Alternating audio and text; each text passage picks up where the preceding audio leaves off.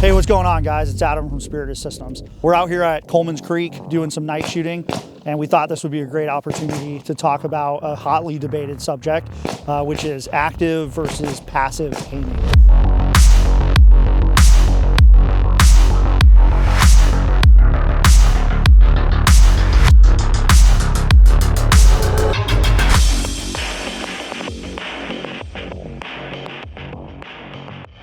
So for the purposes of this conversation, we're going to define active aiming as using some kind of device, whether that is a laser in the IR spectrum or the near IR spectrum, or an IR light or a flashlight in the visible spectrum of light, to project past the shooter and onto a target. You are taking a laser, you are shining it, and that is an active aiming technique. You're actively putting energy out in front of the weapon system to then align with the target and then engage the target. Passive is when we are not projecting any kind of energy or no amount of energy that is useful to anyone around us, right? I know the argument here will be that a red dot sight will have a little bit of visible energy coming out of the front of it. But for the purposes of this conversation, we're just gonna say we're not really counting that. It's not really usable. Now, there's pros and cons to both techniques. And what we hear a lot of people saying, in the community is that everybody should just switch over to passive aiming techniques. That's not accurate or correct. Passive aiming techniques work, and they are good, and you should know how to use them, but you have to know when to use them. So the pros of a passive aiming technique is stealth. That's the biggest pro of that technique, right? So if I am on an approach, if I'm outdoors and I bring my weapon up and I look through the optic, I'm still completely hidden and obscured to anyone who might be observing. Whereas if I have a laser and I turn that laser on, if they have the same capability as me, then I am now compromised and they can see where I am. One of the disadvantages is that you cannot use the laser to shoot in unnatural positions or kind of uncommon positions. So that's a huge disadvantage if you're shooting in the prone, if you're shooting through a barricade or something very low. If you can't align your tubes with the optic, you can't make the shot. So that is a huge downside. One major disadvantage of passive aiming, and honestly for me, it means that active aiming techniques will always have to be used, is that you cannot add light to an area that is obscured if you do not have an active means to penetrate that darkness. For example, you cannot achieve PID looking through your optic with your night vision if the person is in a dark, shadowy place, right? So if you're looking at somebody and PID is a requirement for you, then you have to have some kind of illumination. You have to project some kind of light onto them, whether it's IR or white, in order to get PID. So people who are out there saying like, it's only gonna be passive, that's too hardline. We still need both techniques. Now, bringing it all together into an operation, just to give you kind of an example, say you are infilling somewhere and then you're gonna be walking, right? The SOP would probably be that, hey, we are not going to admit any sort of active aiming. We're not gonna do it at all unless we make contact, or you have to PID something that may be contact. We're just gonna use passive aiming techniques up until we get to, say, the objective. And then once we get into the objective, everyone knows that they will transition over to an active aiming technique, right? So that can be an example of how you mix those into kind of your SOP, and everybody knows what is the right answer for the right moment. And then the last one is command and control. So command and control is very difficult when everyone's running around in the dark and there are no lasers or illuminators looking at targets or kind of showing me as another friendly combatant where you are looking or where you might be shooting, where the front of an element is or where the rear of an element is. All right, so something else that I wanted to talk about was kind of this hybrid area, right? Because people leave all sorts of crazy comments and I think everybody's kind of learning on the internet. So just to be kind of the light in all of this is you have white light, right? Is white light and looking through your optic an active or a passive aiming technique? That's a good question, but it's still, in my opinion, is going to fit into that active aiming technique, right? So you are actively sending forth light. It doesn't matter that you're looking through your optic. you're actively sending that light forward. So it is still an active aiming technique, even if it's visible light. One other thing I wanted to cover is for all the people who believe that iron sights are the answer, right? Having only iron sights on your weapon. You basically exclude yourself from fighting, at least in any way that is appropriate with any kind of PID. You pretty much eliminate 12 hours a day where you just can't operate. So iron sights are there, they should be there. They should not be your primary sighting system anymore.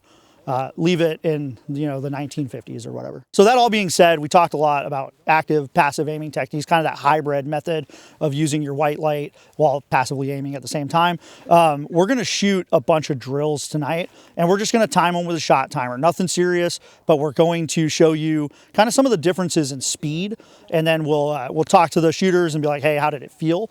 Or how easy it was, and we'll be able to show you that there's certain times that active is a better option for sure. You'll see that tonight. The passive aiming technique maybe just wouldn't have worked at all.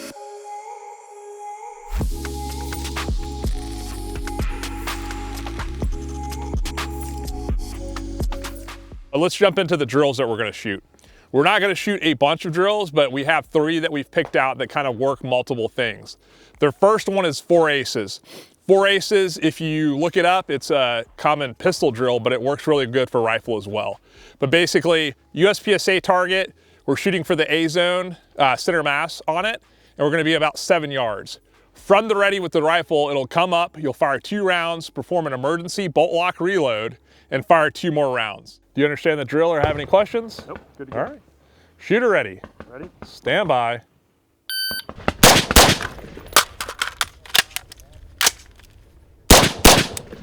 All right, we have an overall time of 5:19. Check our hits real quick. Everything looks good. Nothing out of it. We got some pace from some earlier runs, so good to go. You had a 7-7 first round, 3-3 split, 3-7-4 reload, and a 3-5 split. So just right there on the cusp of that 5 second. We're gonna shoot the 4 aces drill. Are you familiar with it? I am. All right, and we're gonna use active aiming. You have any questions? No. All right, shooter ready. Ready. Stand by.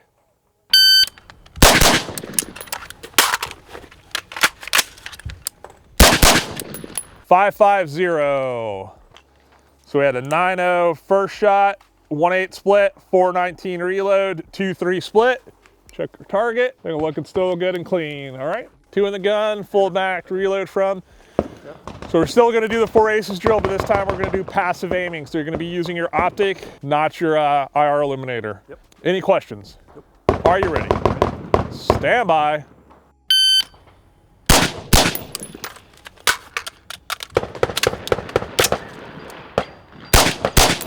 All right, 7-2-8. So we 1-2-0 first shot, 4-4 split, 5-2 reload, 4-4 split. Check the final hits.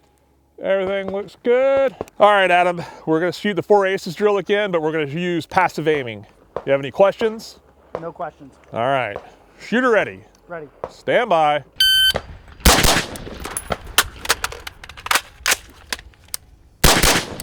.524. So 8-6 first shot, 1-8 split, 4-1 reload, and 1-9 split. So looking good right there on the cusp. Everything looks clean. All right, so we just shot the 4 aces drill. We did that with active aiming and passive aiming. Braxton, what are your thoughts on your performance or anything you noticed difference between the two? They're pretty similar. I'm definitely still a little faster, more comfortable with the laser. I think it's a more visually pleasing way to literally paint the target. But it's still a ready up. So I think when we do something more positional, maybe you'll see a bigger difference in times, because I think the times were pretty similar, even if passive was a little bit slower. Okay. All right, Adam? Yeah, I mean, I feel like the times are similar, but I noticed that my passive aiming times were a little faster, which is, I mean, for me, it's a great way to kind of point out what I need to work on. Obviously, reloads are really what's slowing down these drills right now. It's actually not the illuminator laser combo or the optic. Yeah, you're definitely seeing, so the one thing we have to fight with active aiming, we can't have our aiming reference again until we get that hand all the way out on the laser pressing a button, versus passive aiming, the hand can kind of be anywhere on that rail, and once it's up in our night vision or in our vision, we can see it. So you can you can get away with a little bit more sloppy handwork moving back. So you definitely have to work that hand positioning to re-engage that laser. But like you said, the reload is the real struggle of this for most people, is making sure you have that smooth reload. And it's important that we do it because that's why you're fighting from that ready position. You're breaking down to a weird position of reloading and coming back. And so that's why we like to incorporate the reload into drills. The next drill comes from Viking Tactics. This is Kyle Lamb, the VTAC 1-5. So this is 3 targets about a yard apart at 5 yards, and you're gonna shoot 1 round, transition to the other target 2 rounds, transition 3 rounds to the third target, then come back to the center target 4 rounds, and then shoot 5 rounds on the last one. All right, Braxton, we're shooting the VTAC 1-5. We're gonna be using active aiming. Do you have any questions? Nope. All right, shooter ready. Ready? Stand by.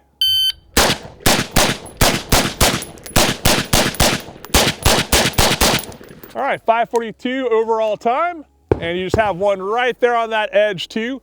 So that looks like maybe your first 2 transition when you're coming over. Probably just driving a little bit. Other than that, it looks good. Shooter ready. Ready. Stand by.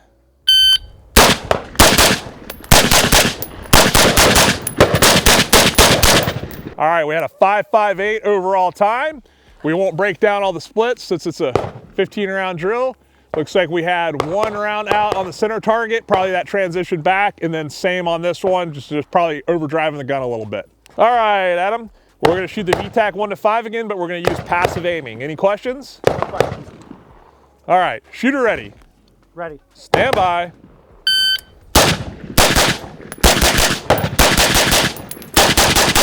All right, 5:08, really good time right there.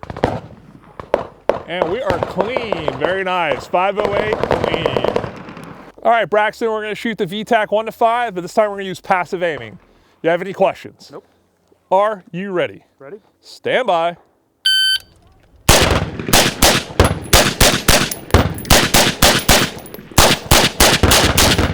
All right, we had 6:73 overall time. 2 out on that one, 1 out on that one. So 3 out. Just probably a little low on that presentation, not driving it up high enough on there. So, all right, so we just shot the VTAC 1-5. We're gonna do a little breakdown again like we did after the 4 aces. So again, this one's working target transitions, multiple rounds. We didn't have any reloads this time, a little bit closer distance. So, but that speed, target transitions, multiple rounds. So Braxton, what are your thoughts on it? That's definitely something I preferred the laser for. Even if the times were still pretty similar, I don't have to anchor my face to a particular spot behind the gun, and we're moving between, 15 rounds of shooting 3 different targets. So I prefer the use of the laser for that because I can hold the gun the way I want to, not the way that I have to. But pros and cons. All right, Adam. I feel like the VTAC 1-5 drill is it's great in the daytime, obviously, to teach you to drive with your eyes and all that. At night, when I use laser, I notice that I'm having a lot more overdriving of the gun. And when I'm passively aiming, I'm actually, because it's just so similar to the daytime, and with the technology we have, and it's easy for it to be replicated very, very similarly. So, yeah, that's one thing that if you're working transitions and you do have a vis laser, IR, you can do this as well. It really shows you how you have to move the gun. It's you're shooting, eyes, then the gun. This is gonna help you transition, not overdrive or underdrive the targets, but it really drives the point home when you can see that laser on the target, because you'll see yourself overshoot the target or undershoot, where it's a little harder to see when you're doing the passive aiming. All right, guys, let's get ready. And the last drill we're gonna do is the accelerator. The accelerator, we're gonna have 3 targets again. We're gonna be at 25 yards with a target at 25, 15, and 7, and they're gonna be staggered in a line where you can see them all. And you're gonna shoot 2 rounds on the 7-yard target, 2 on the 15, 2 on the 25. Emergency reload again, 25, 15, 2 on that, and then 2 on the 7. But all of these are working multiple things. We're having to come up from a ready position, acquire our sights or our laser, shoot multiple rounds so we have that recoil management, then we're reloading and or transitioning targets, or a combination. So it's working multiple factors of the shooting problem. Is a good way to demonstrate the differences that we might see between passive and active aiming with night vision. All right, we're gonna do active aiming these runs. Shooter ready. Ready. Stand by.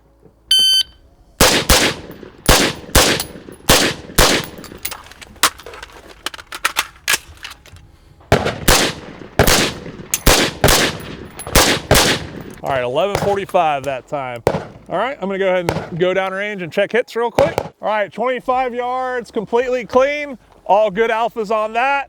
15, we had 1 and those 2 up there. So 3 down for the entire time. All right, Braxton, we're gonna shoot the accelerator drill. Do you have any questions on it? Nope. Are you ready? Shooter ready. Stand by.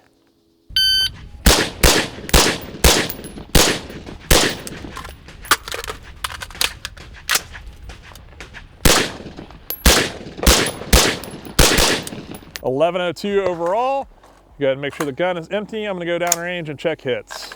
All right, 7-yard target is clean. Got 1 out on the 15-yard and 3 out in the 25. They're all C zones, just a little low. We're gonna shoot the accelerator, but this time we're gonna use passive aiming. Do you have any questions? I don't. All right, shooter ready. Ready. Stand by.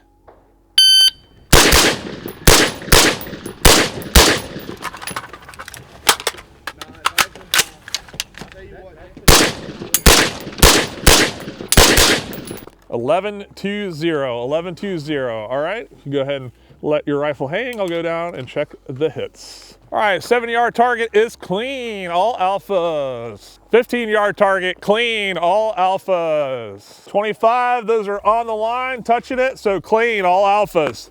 All right, Braxton, we're gonna shoot the accelerator again, but this time we're gonna use passive aiming. Do you have any questions? Nope. All right, shooter ready. Shooter ready. Stand by.